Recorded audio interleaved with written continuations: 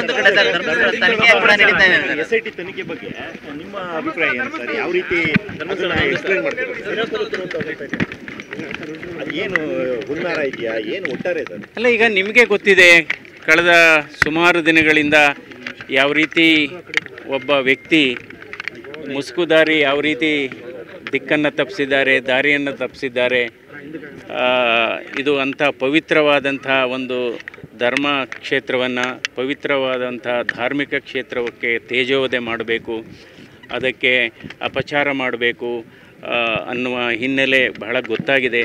ಇವಾಗ ಕೂಡ ತನಿಖೆ ಆಗ್ತಾ ಇದೆ. ಸೊ ಇದರಲ್ಲಿ ಯಾರು ಪಾತ್ರಧಾರಿಗಳು ಯಾರಿದ್ದಾರೆ, ಸೂತ್ರಧಾರಿಗಳು ಯಾರಿದ್ದಾರೆ, ಅವರಿಗೆ ತಕ್ಕ ಶಿಕ್ಷೆ ಆಗಬೇಕು. ಇದು ನಿಜವಾಗ್ಲೂ ಬಹಳ ದುರದೃಷ್ಟಕರ.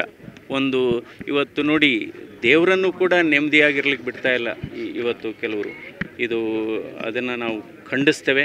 ಇವತ್ತು ಧರ್ಮಸ್ಥಳ ಕ್ಷೇತ್ರದ ಬಗ್ಗೆ ಮತ್ತು ಪಾವಿತ್ರತೆ ಬಗ್ಗೆ ಲಕ್ಷಾಂತರ ಭಕ್ತರ ಒಂದು ನಂಬಿಕೆ ಇದೆ.